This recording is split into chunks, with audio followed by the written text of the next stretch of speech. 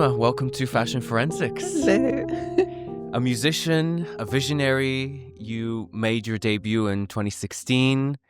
You released your first EP then as well, and since then you've kind of experimented with different genres. You've created your own recording label. You've had such an emphasis of the importance of owning your music and artist autonomy. You've also served as one of Pierpaolo Piccioli's muses for Valentino, performing at his Haute Couture shows.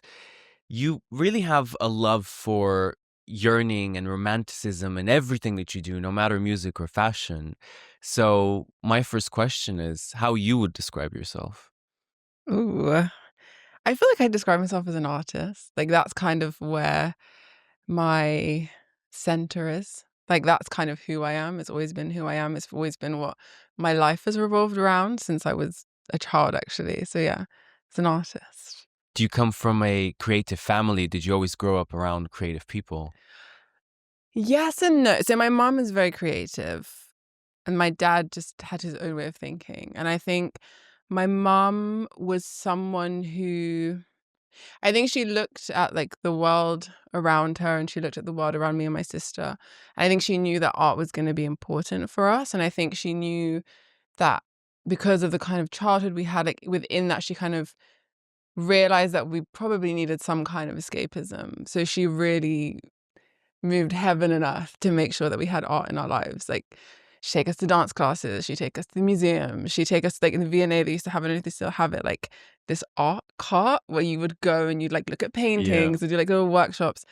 And she really just knew that art was going to be important for us. And she was like... And you've really taken that on board ever since then. I mean, your music journey officially starts in 2016, but I can only imagine it started a lot before then. What was the kind of first memory that you have of your connection to music? Oh, I feel like it was hearing, like overhearing things. So like there was definitely a CD in the house that had like Louis Armstrong's voice on it. I don't know if it was his CD or like a compilation CD. And because it was such a different voice to other voices, it was very like, I remember that. I think like I just remember even now when I hear his voice, I just am like, oh my gosh, like that's my childhood. But that and like a Nina Simone CD and a Tracy Chapman CD, which is quite funny because both of those female voices are very low and I have quite a low voice.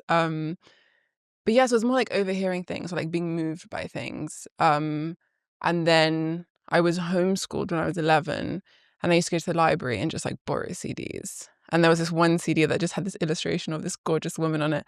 And it was an Ella Fitzgerald CD.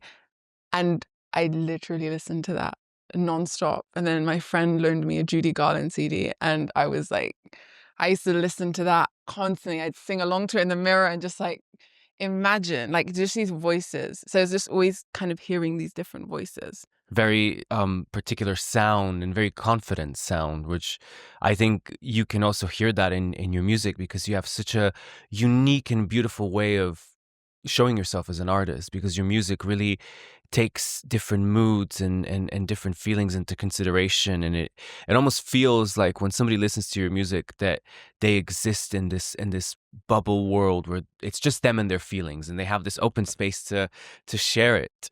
And, you know, in our conversation previously, you told me that you first actually wanted to go into fashion before you wanted to go into music. What was the thought behind that? I just love fashion. And then I think it was like a moment in time where Karine Rodfeld was like everywhere. I just remember seeing pictures of her in like a pencil skirt, Alaya heels, and I was like, I want to be that person. And then I assisted and I realized that I did not have the precision of like organization, because I just remember there was one docket that I misread. So I messed up a return and it was like, so I was like, I can't do this. I don't have the skills that one needs to do this. But I just always loved fashion and I always loved images and I always loved just anything that was mildly to do with art. I was just in, like, yeah.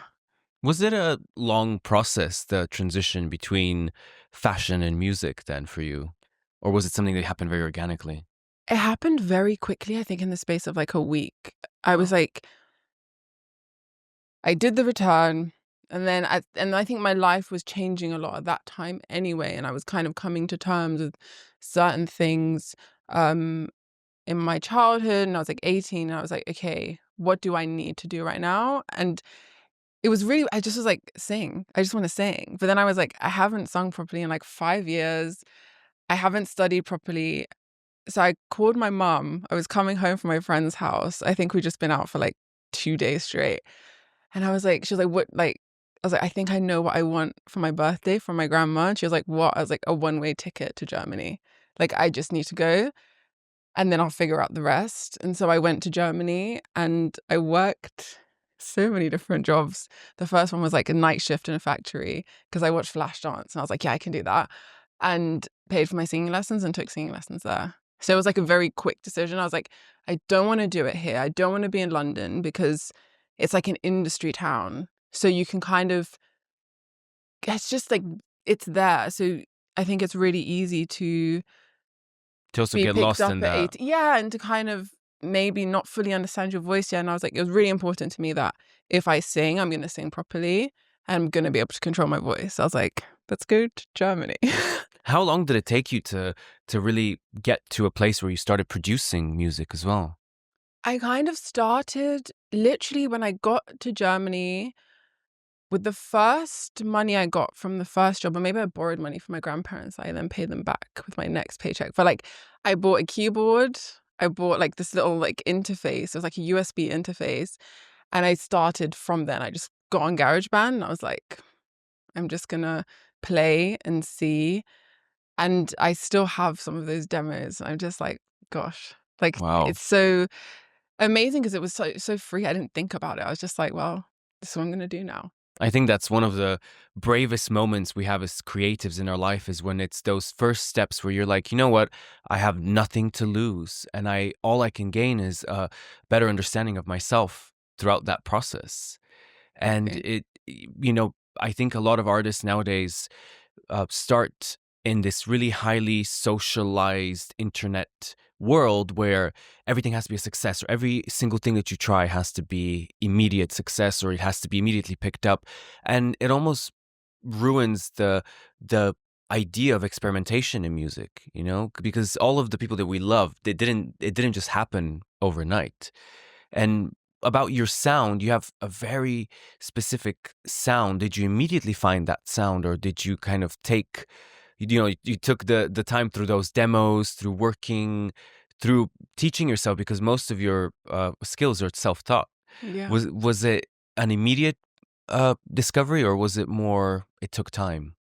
I think it was immediate, and then it kind of, how do you I feel like there's a freedom that was very immediate. And I think sometimes the immediate kind of thing that you go for, usually you just hone that to kind of, you have this idea at the beginning and then you just develop and develop until you get to this final version of yourself that's kind of not that far away from the first version. It's just got more skill. And I think I knew quite early what kind of thing I wanted to make. And I think my voice was always so specific that I always like was kind of like, I just follow the sound of my voice and we build around the voice. That's it. And it's funny because the other day I played like one of my new not released songs to someone that I used to work with like 10 years ago. And she heard it and she was like, this is the first time in so long that I feel exactly the same feeling that I felt when I heard your first demos, when I listened to something. And I was like, you know what? I've arrived back where I started with more skill, and now I can kind of go forward. Because sometimes it's like you do all these things, you try all these things, and then you kind of end back on the same road, but you just know more. And I think that's kind of how it's been for me. I think that's very freeing, because you never lost that part of yourself. The kind of reason that we all do, we all have this idea in our heads of why we do this and why we choose the creative road, which can oftentimes be very difficult. It's up and Yes. down. It's more down than up, definitely. And But when it's really up, it comes down and really fast. it can be either really up, and then it can be really down. And take me through to the kind of first project that you released officially in 2016, and that day of that release, and kind of prepping for that. How did it feel? Did it feel like, we talk a lot about sliding door moments on this season of this podcast, and was that your sliding door moment? Oh my God, that's a good question. You know, it's so interesting. That period of my life, I don't remember that much about it. I think I feel like my brain just shut out so much of it. I think I remember I did like a sort of visual, like a film for the whole thing, and I edited that whole thing myself. So I just remember like chaos, hard drives, crying, closing projects, opening them again and realizing everything's in the wrong place. So it was like very chaotic. But I think I was also excited. I was excited to like put something out in its entirety. And to just go through that process, because it is a big process, being able to understand feedback and understand your own feedback and how much of that you filter and how much of that you keep with you. Exactly. And like, when's something finished? Yeah. Like, when do you send it off into the world? And I think at that point I didn't think about it. I just wanted stuff out. So I wasn't kind of like as, oh my gosh, and then this and then that. And I think again, you kind of return back to that freedom of just putting things into the world. Going for it. And talking about your images, when I asked you to choose the 5 images that defined your life, what was your first thought? My first thought was this one, This the one. execution of Lady Jane Grey, because it's like an image that I remember seeing for the first time, and we used to go to like all the different museums like every weekend with my mom. And I think it was just an image, but I think at the time when I saw it, I was too young to understand really what it meant. But I just was moved by just like, why is there this young woman going down towards an execution block? It's like sometimes you just see something, you don't understand it, it just moves you. It stays with you. And then the more, like, I remember watching the film with Helena Bonham Carter where she plays Lady Jane Grey, and she looks divine, and kind of learning more about it. And it just still is one of those pictures that I don't know, every time I see it, it moves me. I think it speaks into the way that society worked back then, and the kind of polarizing opposites sides. You know, this is the moment of the death of Lady Jane Grey, who was proclaimed Queen of England, deposed 9 days later, which I think really speaks into this. You know, we talk a lot about, like, right, especially right now in society, about mob mentality, politics, and all of that, and it's really interesting to see kind of how it stuck with you. Does it what kind of feelings does it portray now compared to the first time you saw it? I think now, like, the more I learned about it, the sadder it made me, because you think, gosh, this is just a girl. She's like a pawn in like a game, really. Yeah. But then I think also it kind of makes me think of womanhood in general, like this kind of the way that you really can get taken apart so quickly in so many different ways. And when you're young, it's like, especially when you go into certain industries, it's just kind of like, it's so dangerous. And there's always kind of, Danger lying from all yeah. sides. And it's because she just was like a vessel for other people's interests, really. And I think to me, I think it feels something about it feels very kind of like, Would it you makes say me think of, current? yeah. Yeah. Yeah, it reminds me of being a woman and what that can mean, and makes me think about when I was a young woman and just throughout history. And I think, because I think at the core of whatever's happening here, it's not that different from what's at the core of whatever moves people to exploit, oppress, Yeah. like women. Yeah, that's How did you navigate growing up in this industry, which, we often talk about music being very similar to fashion, where it's a certain look or it's a certain vibe, and people are very quick to put you in a certain box. How did you navigate being able to kind of crash through those barriers and crash through stereotypes and expectations that people had? I feel like the way that my parents raised me was very specific. They were always very clear that we kind of existed outside of um like certain systems, just by not coming from money, or not whatever kind of where we grew up. So it was almost like this thing where I never felt the expectation to conform. I just knew I couldn't do it. Like, even in school, if I was being bullied for being weird, I was like, I can't be different. Like, and I don't want to be different. And I think also that my mom was so kind of, she could see that I was having trouble kind of fitting into all these different groups. So she would take me to film club, or she'd take me to the cinema to see something. She'd just always be showing me things. Like I remember when I was like 13, I was in Germany for the summer, and she was like, you know what we're gonna watch? We're gonna watch Christiane F. And I was like mind blown. I bought a denim jacket and I was like, this is the coolest thing ever. But she just would always show me like small worlds. So she could see like I was struggling. She'd be like, okay, here's something to watch or to see. Yeah. And I A think, visual kind of something for you to identify with visually. yeah, like here's people who are doing something differently or who did something differently. Or here's someone that created a world that you can go and sit in for a while. And I think because of that, I just, even like, I haven't always been like very, like I've always stood my ground, but I've done it. I've not always been 100% sure at the time, like, should I stand my ground? But I've always done it. It's like reflex, like that's just how I am. And even if I felt like maybe like, should I just conform? Should I maybe just do this thing? I feel like, no, just do you. And you have to be happy with where you end up. And the only way you can do that is if you take those steps as yourself.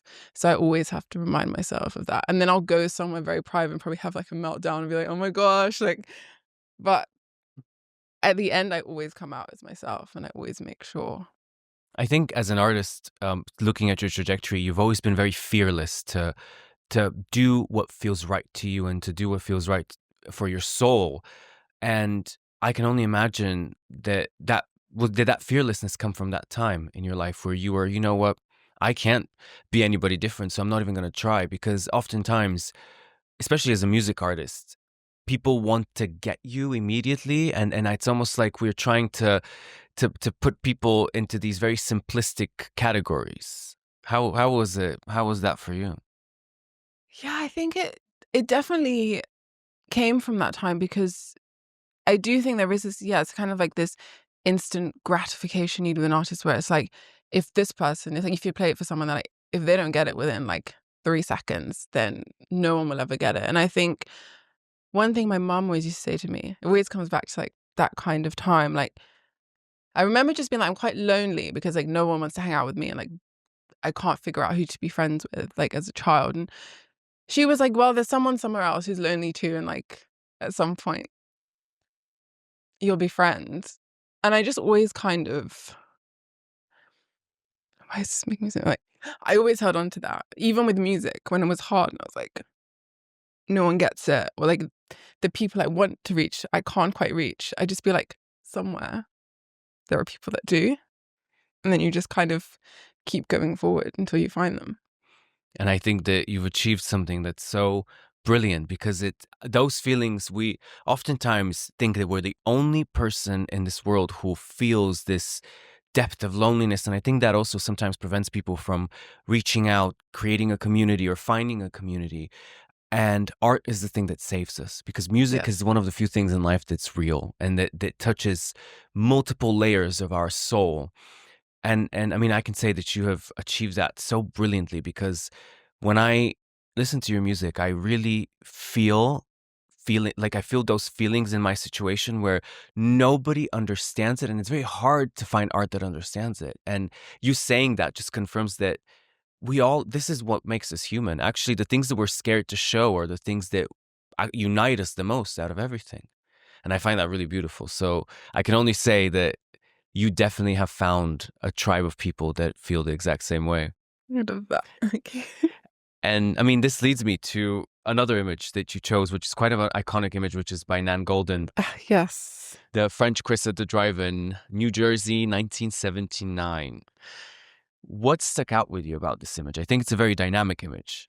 It really is. So this is also one of those images. Like, so my mom always used to have magazines around the house, and I remember this was one of the first images that I cut out of a magazine, because I always used to have like these scrapbooks where I would just stick everything, and I cut up everything and put it in there. And I just always remember seeing this image, and I was like, it just feels like something that maybe I don't understand now, but I want to understand at some point. And I also chose this image because a few years ago, I was having like a really kind of like one of those years where you really have to like reach deep and you have to figure out who am I and who do I want to be and kind of make sense of your life. And I went to the picture reference library in the V&A, which is always where I go when I'm having a crisis. I go to the picture reference library, or the National Art Library, that's what it's called. And I kind of pull out like the book that I chose. It was called, gosh, I will double check the name, but it's like an anthology, and I think it was published in the 80s, and it had lots of different writers doing all these different short stories and different artists doing different short stories. And one of the short stories in there was Cookie Mueller, and I read the short story, and there was something about the way that she wrote that I thought, God, I haven't read something that feels like this before. So I then went and read her book, Walking Through Clear Water in a Pool Painted Black. And it was really funny because then I saw this image and I was like, wait, that's the lady in the car. So it was kind of like interesting when all these things. Interconnected souls. Exactly. And because I kind of always loved Nan Goldin, and her pictures always really, like, from when I was a child, like, they just moved me. And then I realized that's also the lady in the coffin, like, that's the picture, so it's kind of like when it comes full circle, and then like the photographer, someone that gets you through one point in your life, and then you're like, oh wait, in that picture's the writer that got me through another point of my life. Yeah. So yeah, yeah, and I still love this image. It's quite a poignant image, and I was always thinking about our fashion references, because Nan Goldin, it was always the realism that made so many of the people in the industry want to reference her. And what's kind of always been the image bank that you go to in your head? What kind of style? Was it always realism, or do you like to see realism portrayed, and do you portray that in your art, or do you like to create a fantasy world around it? I love everything. So there's kind of like this. So I love Nan Goldin, like Robert Frank, like all the like Eve Arnold. So kind of like I remember my mom had this Magnum photography like blockbuster like book, and it just had everything in it. And so there is part of me that's always loved documentary photography, but then there's also the other part that loves fantasy and escape and like Technicolor musicals and um just things that are really unrealistic and over the top. But I think when I'm writing, it's photographers like Nan Goldin, Robert Frank, and Bruce Davison that I kind of put in my lyric books, because I just love to sometimes, like, if I'm finishing a line, I'm like, I can't figure out how to write it. I'll try and find a picture that sums up that speaks feeling. the words into you. So then I can kind of look at it and figure out like how to do it. Your process of writing, you always tell me that you always go to Germany and you kind of go to a secluded place with nature. You go away from the hustle and the bustle of London and kind of the scene. How does that work for you? Do you find solace in it to be able to breathe and create a world? Yeah, I think I like to detach myself from other people's opinions, and I think other people's eyes, because I think sometimes we can get so self-conscious when we're making things, and we can almost imagine what people are going to say about it, and we're like, oh, and then this and then that. And I think for me, when I go to Germany, it's quite like a physical way of being like, okay, I remove myself from this and I give myself permission to make whatever I feel like making, and I'm not going to interact, like, because you don't really see anyone because it's like middle of the countryside. And I really love doing that and not listening to anything, not reading anything, trying to turn off my phone. How do you transition then backwards? Because I can imagine you probably spent a few months there, and transitioning back into London, how does that feel? Do you come refreshed and recharged, or do you kind of come with a different armor on? I feel like I come back, it depends on how long I stay. If I stay a bit too long, I come back restless, like desperate to be around people, like to just be outside on a Friday night where there's somebody else. But usually I come back recharged and just appreciative of the city that I grew up in and where I get to work. And then by like 3 days, I'm like burnt out and tired. But I always come back kind of happy to be back. Yeah, having learned something more about yourself. Exactly. And this third image is actually quite an iconic image, is Donial Luna Ah, in British yes. Vogue by Cecile Beaton. And I mean, this is a really striking issue of itself, British Vogue itself, because you had, the great David Bailey shooting at the time for British Vogue. And I think this is one of the most interesting and poignant times in fashion where representation was taken to an actual real level. Tell me a little bit about why you chose this. This is one that is also always just in a notebook somewhere, or every time I'm like thinking about styling references, I always come back to this image. And I think also her, and I think because she's like one of those women who really built herself and engineered like this person.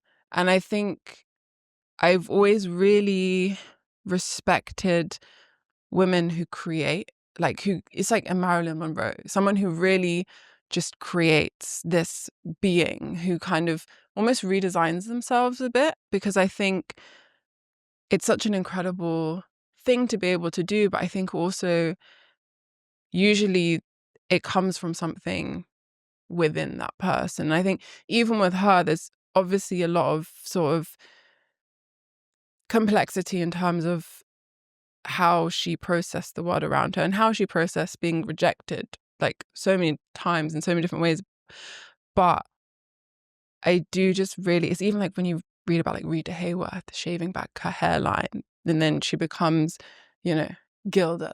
It's kind of, I've always loved the stories of women who take their lives and take maybe the adversity in their lives and somehow they just redesign and kind of create themselves. Is that where you also draw inspiration to the kind of musical artist side of you? Because a lot of people in music really separate who the artist is from the human.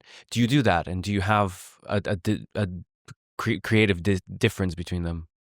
I think I should have more. I think I've always been quite like one, I am me. This is my music. Everything's intertwined and it's all personal. And I think it's kind of what's natural to me. Um, but I also think it means that you're quite vulnerable because everything kind of comes back to you and everything feels incredibly personal, even when it's not. Um, and I think in some ways, in terms of like creating worlds, I do that. But then as an artist, I'm quite like Cosima here, Cosima everywhere, same person. Yeah. It kind of helps you stay true to what you're writing, I can only imagine. And speaking about your relationship with fashion, I think one of the biggest moments in your life was working with Pierpaolo for Maison Valentino and the shows.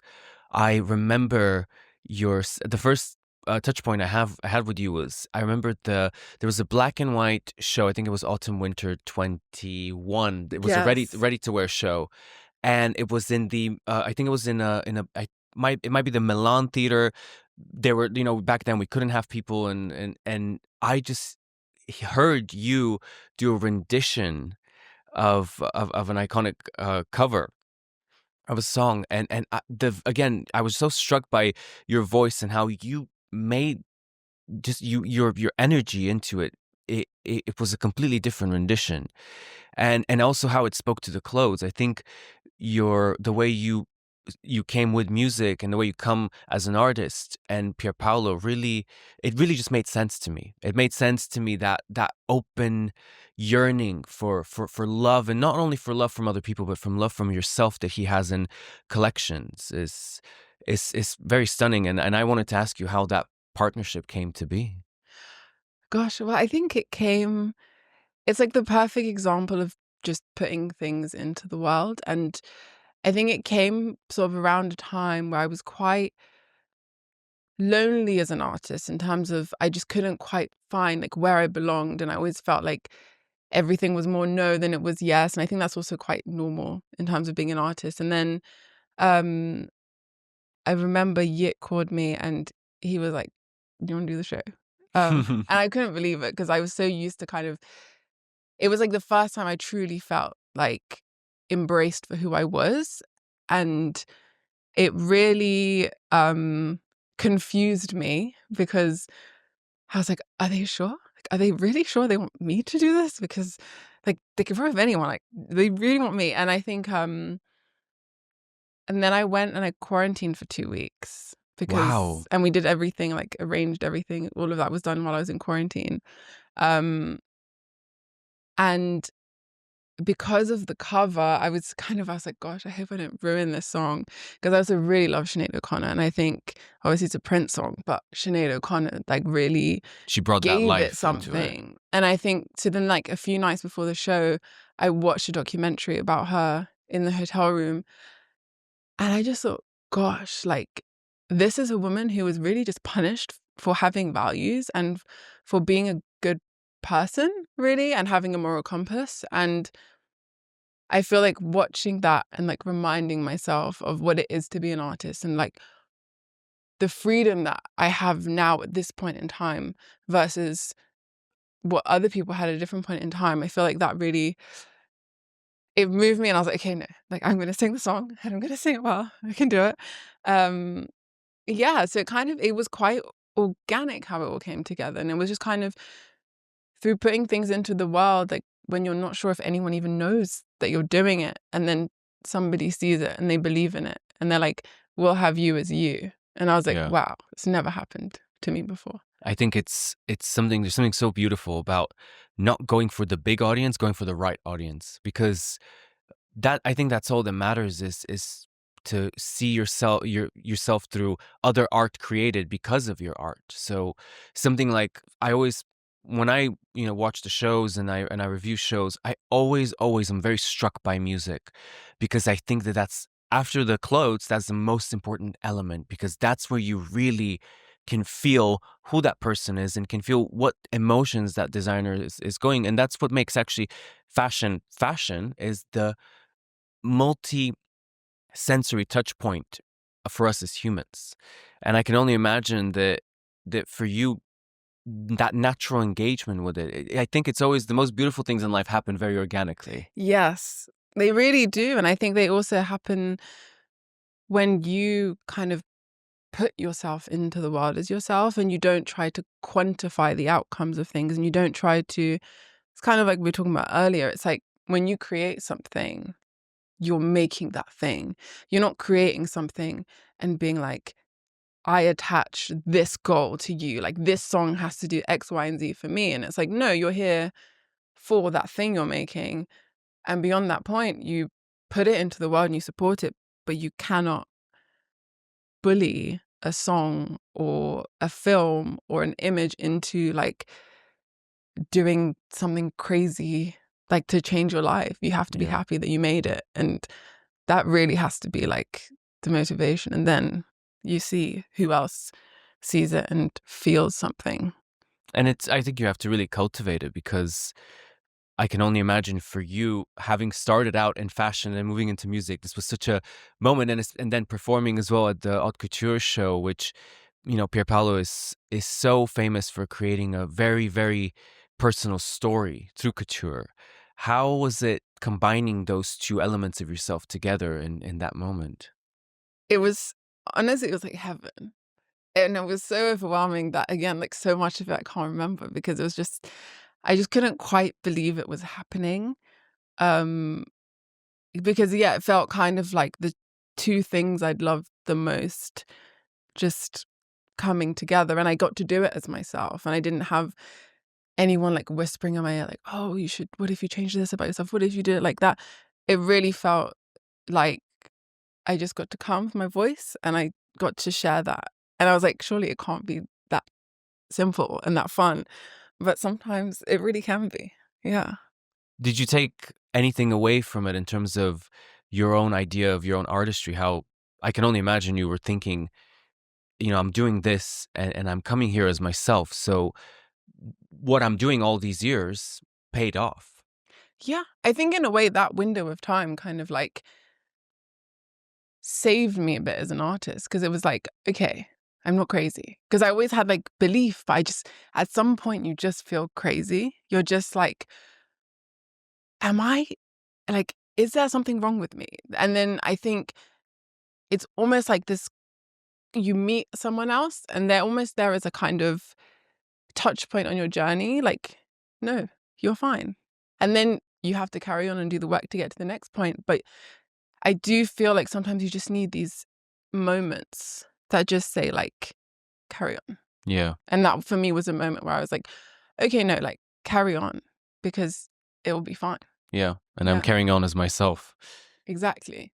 Going to the next image, which is the Margrethe Carstensen in the 1974 drama Martha. Yes. This is a very kind of interesting story and a very, very interesting piece of art, I would say, from a very different time, from the 70s. What draws you to that time? So I am a huge Rainer Fassbinder fan. Like, I think he was one of the first German directors that I discovered, and kind of, especially for the time, I think there's even some of his films where I just think, gosh, the ideas in them are so modern and they still hold and they're still relevant.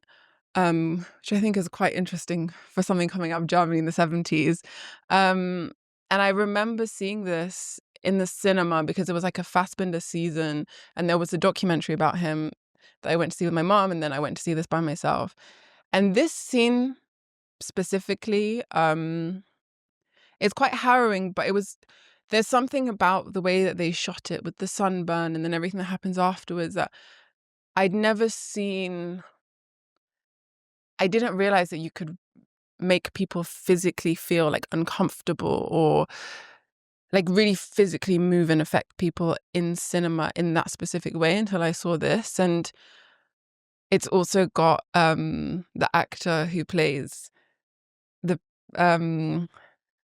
there's this film series called Sissy, the Young Empress, and it's about the Empress of Austria, and Romy Schneider plays Sissy, and that's like in Germany you watch it at Christmas every year. And I've loved Romy Schneider since then. And then kind of also learning more about her as like this rebellious woman who went to France and kind of refused to do what the German press wanted her to do. But so it's kind of like lots of different things coming together in one film.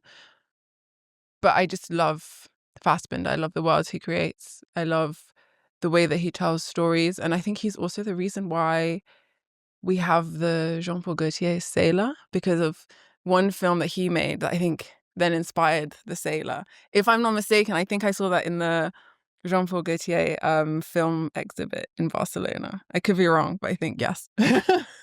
I mean, it's really interesting how German films at that time, especially West German films at that time, were so poignant and sobering, and you spoke about a different movie from that time earlier, which it really leaves a lot of specific feelings in a lot of people, and this one specifically is kind of widely regarded as the themes of domestic abuse, and I think there's something very sobering about the media that we consume sometimes, because we're able to kind of understand the pains of others in order to understand the pains of ourselves. Do you use cinema and art as kind of a window into other people's identities, or do you use it more to express yourself with it? I think both. I think I love understanding how other people see the world and how they process the world. Like, I love reading. Like, recently I read a Clarice Lispector book for the first time, and I just thought, gosh, I love reading something and being like, I've never seen these specific words used to describe this specific feeling, but it speaks to me and it describes exactly how I feel. Like, I think the first time, like, I remember there was this Judy Garland song called In Between, where it's like, I don't belong anywhere. And I remember hearing that, and at the time being really young, but thinking, wow, no one's ever described how I feel before. And I think from that, it's almost like a addiction. From that first feeling, I feel like I've just gone my whole life trying to find other people describing how I feel, Yeah. be it poetry, be it songs, be it films. Um, And then I guess I also do that for myself when I write, because I do really write in a very personal way. Like I just write mostly how I feel, sometimes what I see, but really it's very much about me and It's how very I, deeply personal. yeah.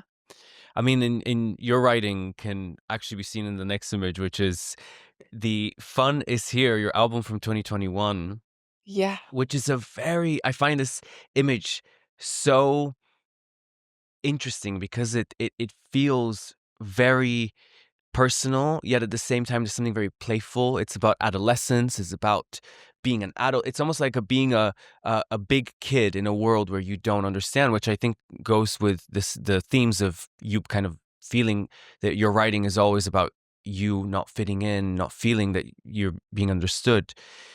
Tell me a little bit about how this image and this idea behind this album was created. So I've always been really into Gidget, the surfer girl, and I was in New York and I went to the picture reference library there.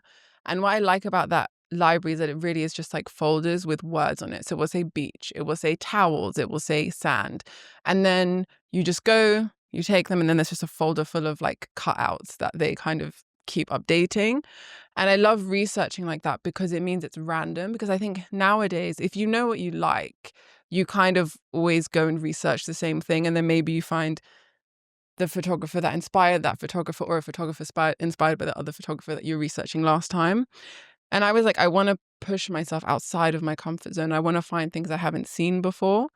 Um, so I basically just went through and looked at every single folder that could have anything to do with this idea that I kind of had the beginning of. And then I made kind of like a board, and I thought, yeah, like I want to make this really kind of almost silly escapism, like the World Fair, like she's on the beach, like everything's fantastic. And then I went with Max and Grace and some other people, and we just spent 3 days like driving up and down the coast, just kind of, because I also love reading about old shoots. And when they're like, we spent 3 days on one idea. And I thought, you know what, let's give ourselves that freedom and let's take that freedom, because I think it's so exciting working with people when you have time and when everyone can kind of explore their idea and there's not this kind of like, okay, we need this now. Do we have this yet? Yeah. It's not a machine, it's more of a feeling. Yeah, and it's art. So I was like, let's just make art. Like, let's just see. And I love it. I love there's like a whole hard drive full of stuff from the shoot that's never come out, but it's one of my favorite memories.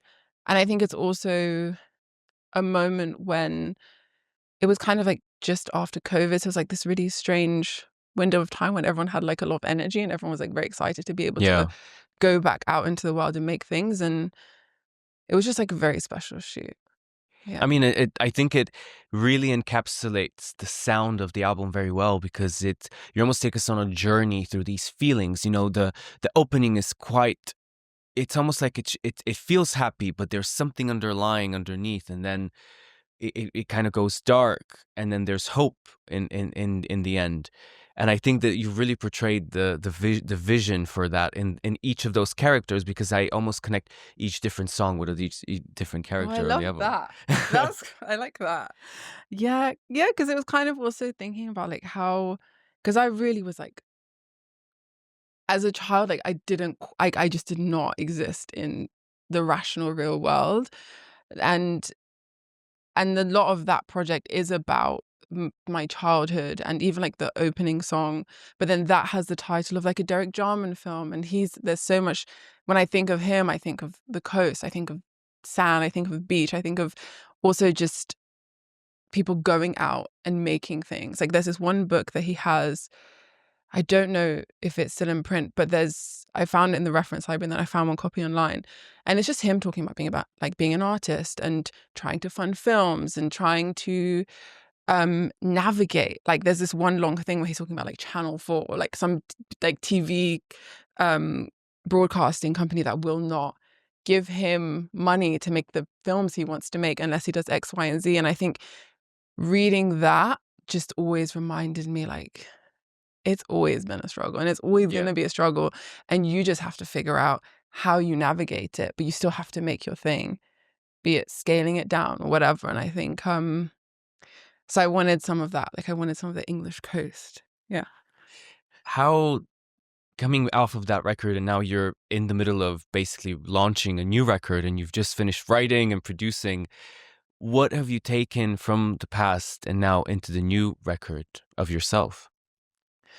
I feel like the main thing I've taken, and it's like giving myself freedom to enjoy the process and giving myself permission to, and maybe this, to be kind to myself through it. Because I think in the past I've been it's almost like you bully yourself into like everything. You critique yourself constantly. You overthink everything. And I think with this music, I was like, I just want it to be enjoyable. Like I want the process to be enjoyable. And if something goes wrong, you fix it. If you can't figure out a song, you just keep going until you figure it out. But you don't beat yourself up constantly. And you just move. Because I think a lot of the time, it's so easy to kind of freeze because of fear of how other people might hear something, or because, oh gosh, this mix isn't exactly how I want it to be. Now I need to freeze for 3 months to try and, like, is it me? Is it? So I think the biggest thing was enjoying it and really just not restricting it and not imagining what people might say about it. Just being like, fuck it, like this is me and this is what I made. Simple. Cosima, thank you so much for being on Fashion Forensics.